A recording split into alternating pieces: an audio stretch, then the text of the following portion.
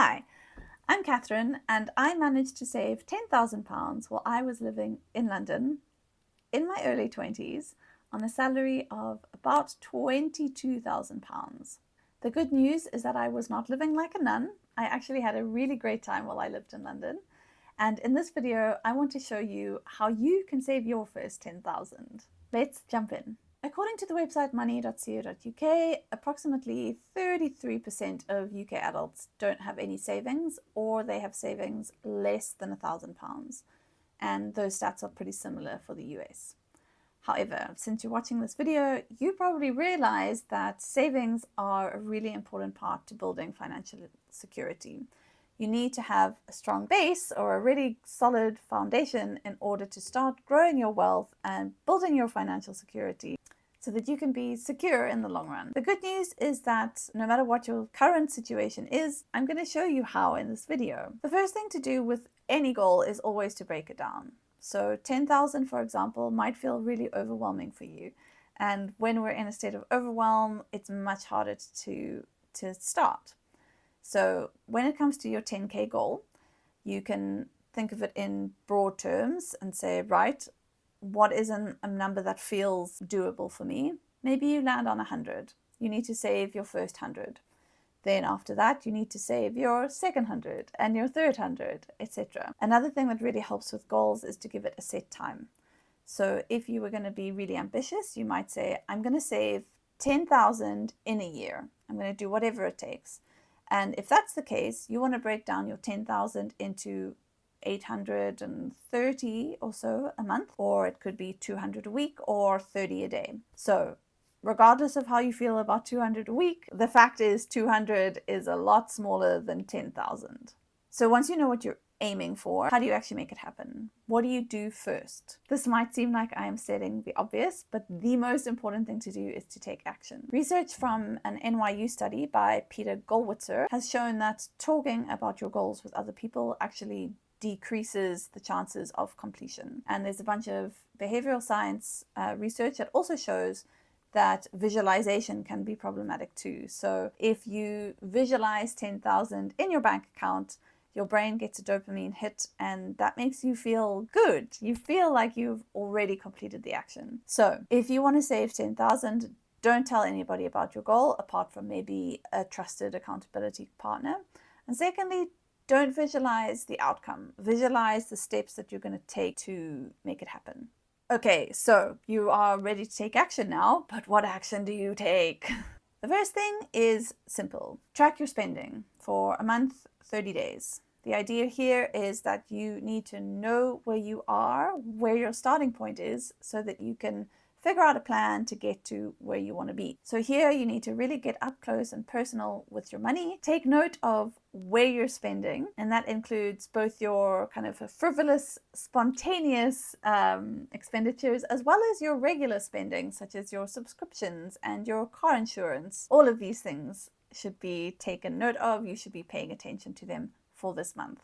And then once you have every cent accounted for, this is where you start to really look at your spending. And the kind of things that you want to be looking out for are, firstly, where can you cut your spending? So when it comes to cutting spending, this is the part where a lot of people feel like, oh, deprivation, I don't want to live like that. But what this step is all about is actually looking at your expenditure and figuring out where you're spending money on things that actually make you happy and make your life better or easier in some way, versus where you're spending money because you're too lazy to look for alternatives, you didn't realize that you were spending this money, just stuff that you spend money on that you probably don't need because you're spending it out of habit. Okay, once you've decided which of your outgoings are worth the money and which you're ready to cut, the next thing that you can look at is whether you can find better deals. So for your fixed expenses, such as your car insurance or your gym subscription that you use, or your broadband, figure out whether there are actually cheap options. So for me, my broadband, when I signed up for it, it was a 2-year fixed contract. It was a really good rate. The contract ended and the price jumped. And I didn't notice that for a couple of months. Then I did, and I found a new contract and I managed to halve my broadband costs again. and that will save me about £300 a year. So this is the kind of thing that you want to look at. Alrighty, and the next thing you want to do, now that you have this extra money that you've saved on your better deals or on the spending that you've cut, you want to automate your savings, because you don't need to be making a decision every month about whether you save or spend. So with automation, this removes that decision and all the money gets moved into your savings account before you have a chance to spend it. And on that note, your money should definitely be saved in a separate savings account. And importantly, shop around for good interest rates before you open a savings account. About 24% of UK adults don't do this. They just open the one that they have with their bank. But these days, this savings rate can vary from 1% to 4%. If you think about it, once you do have your 10,000 saved, the difference between a 1% interest rate and a 4% interest rate is about £300 or dollars. So that's quite a good saving just for opening the right account. Okay, another thing that you can look at doing, which is probably the least favorite one, but this is like a general scale back of your life. So could you walk or cycle instead of paying for public transport? Could you find a smaller, cheaper car to run that pays lower insurance and has lower repayments? Could you shop at a cheaper supermarket? These are all questions that you should ask yourself to figure out if and how you could scale your life back to get some extra cash to put into your savings. Okay, so we've talked about all the savings that you could find from your lazy expenditure to scaling back your life. Once you think that you've gained all of your kind of hidden money, the next step is to start looking at how you can increase your income, because there's obviously a cap. If you have fixed expenses and a fixed salary, there's only so much wiggle room there. Now, you could ask your boss for a raise. If you haven't done that in a while, that's obviously a great place to start, but your boss probably isn't going to give you a raise just because you tell her that you have a goal to save 10,000. So this is where we move into the world of side hustles. And I will say straight off the bat, I'm super anti-hustle culture. However, if you have a fixed goal, then it makes sense to commit to doing whatever you can within reason for you to pick up a side hustle. The internet is full of ideas for side hustles.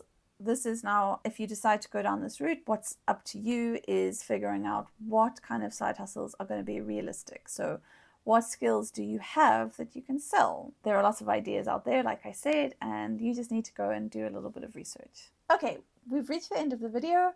I'm in a new spot just to mix things up, and I'm going to give you a quick rundown of the 9 steps that you need to take in order to save your first 10,000. Step 1, break down your 20k goal into smaller chunks. Step 2, take action today. Step 3, track your spending for 1 month.